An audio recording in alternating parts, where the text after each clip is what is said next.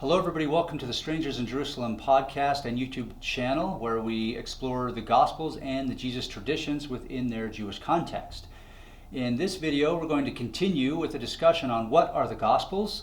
In the last video we looked at when they were written, most likely the generation in which they were written, and some of the major goals, the primary objectives of the Gospels. And in this short video we are going to look a little bit more at this issue so that we understand what these texts are, get a better feel for what they are before we launch into other videos where we deal with specifics about the ministry of Jesus, the birth, baptism, those sorts of things. So it's important that we explore a little bit more this issue before doing that. So follow me. Let's go to Jerusalem.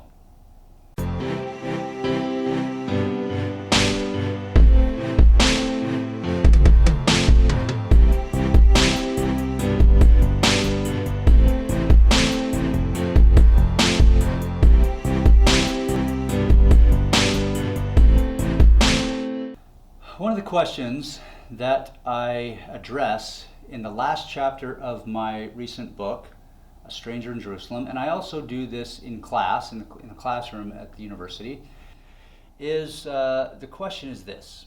Well, actually, before I read the question, let me tell you that throughout the book and throughout the semester, there's a lot of parallels that I show my students between Jesus and the Hebrew Bible.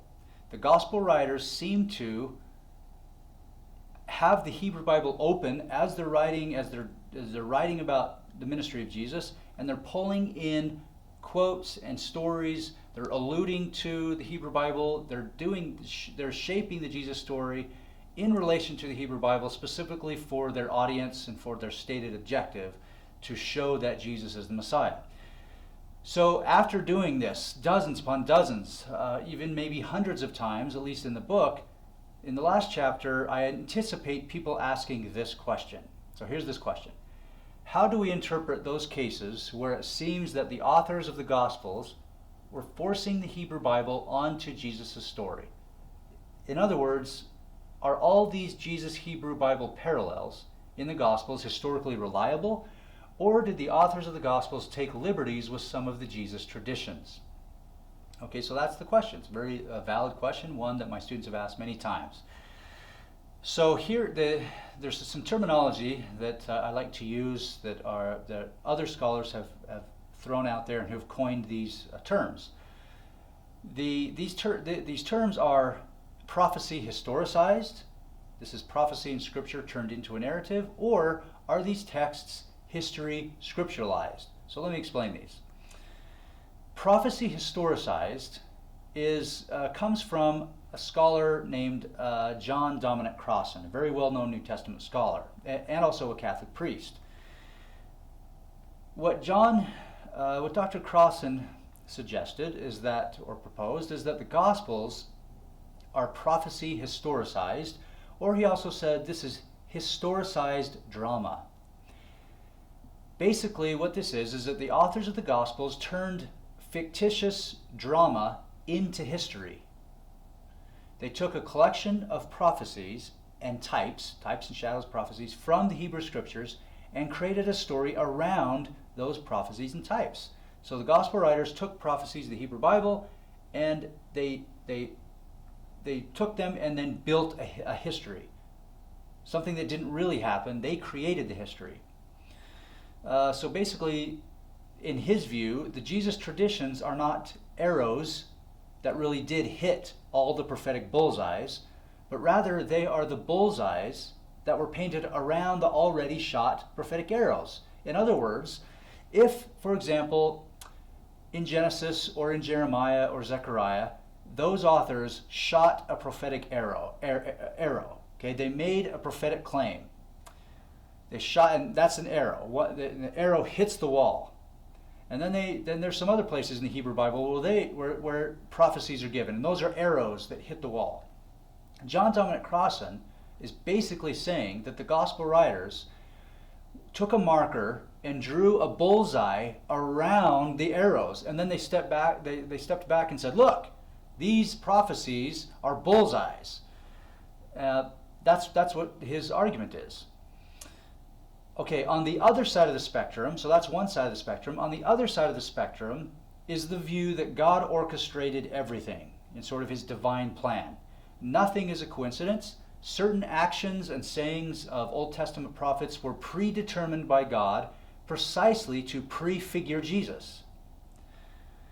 So we're all just kind of, everybody is kind of on a stage. We're all just sort of puppets, God's puppets, and he's just stringing us along, and he's forcing Moses to say something or do something, or he's forcing David to say or do something, King David, because God knows that in 1,000 years, Jesus will come along and say the same thing, or he'll act in a certain way, and God absolutely needs Jesus to act in a way that King David did, to point him back to David, to make that connection. Okay, so in other words, the Bible is 100% historically accurate and theologically pure, and it's predetermined by God.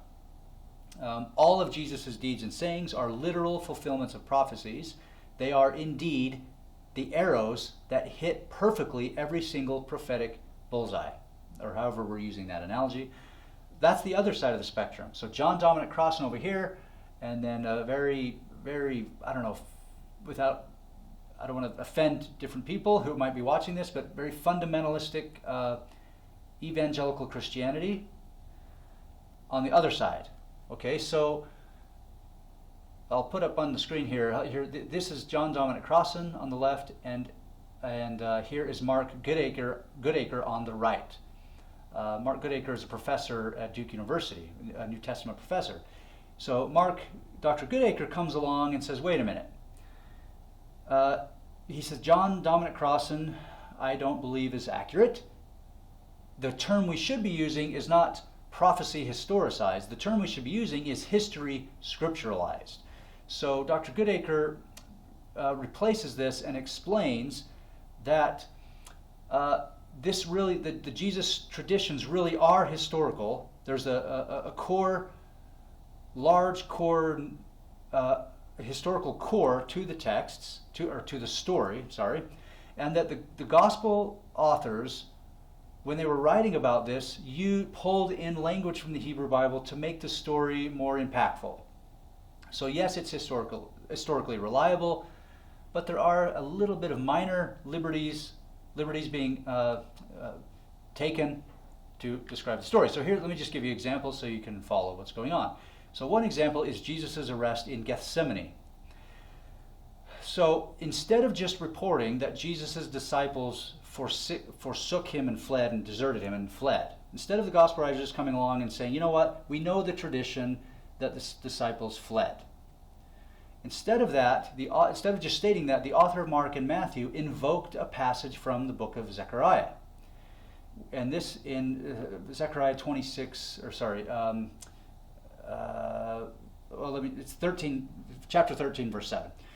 Awake, O sword, against my shepherd. Strike the shepherd, and the sheep may be scattered.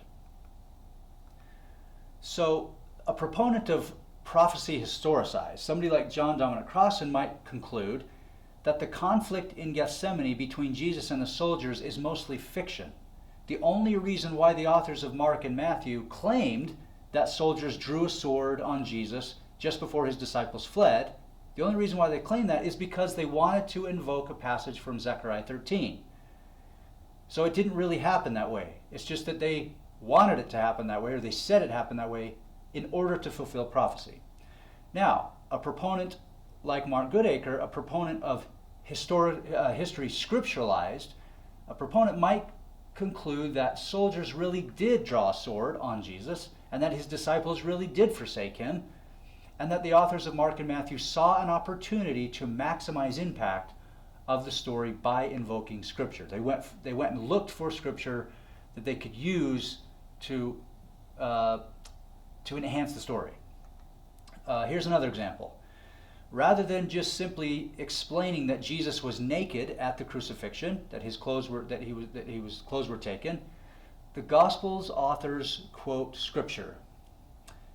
Quote, they divided his clothes among themselves by casting lots. That's in Matthew 27, Luke 23, and John 19. They divided his clothes among themselves by casting lots. These words are a direct quotation from Psalm 22, verse 18. Quote, "They divided my clothes among themselves, and for my clothing they cast lots." So is this story prophecy historicized, sort of made up, or is it history scripturalized? Well, we wrestle with this with my students, and we kind of go through and say, well, this is possible. Obviously, Romans did this sort of thing. And if you were writing the gospel and you wanted to appeal to a Jewish audience, would you pull in Psalm 22, a very well-known psalm? Another example is rather than just reporting that Jesus cried out in agony, right, when he was on the cross, because that's actually probably the only detail that the apostles knew about. If you remember, they fled in Gethsemane and they didn't come back. Peter tried to get close to Jesus when he was in with the Sanhedrin or with the high priest, but he was almost caught, and so he had to deny Jesus. So none of the Gospels say that the apostles are right there standing under the cross. In fact, the one clue we get, the one passage we get, is it says there were women there, but the women were far off. There is one place where Jesus he addresses John, the Apostle John, and he says, "Take care of my mother." Okay, so there is that. But most likely, all the apostles were gone and the women were far off, so it's not likely that they heard every word that Jesus said, but they could probably hear him crying out in agony. Okay, but instead of just stating that, the author of Luke adds that Jesus, quote, "crying with a loud voice, said, 'Father, into your hands I commend my spirit.'" The author of John writes that Jesus said, "It is finished." These two authors did not scripturalize the tradition, but they did put words into Jesus' mouth to fill out the story. That is, if they really couldn't hear him, then these words are obviously put into Jesus' mouth. So they didn't bother scripturalizing this passage by pulling in Hebrew scriptures. However, watch what Matthew and Mark do.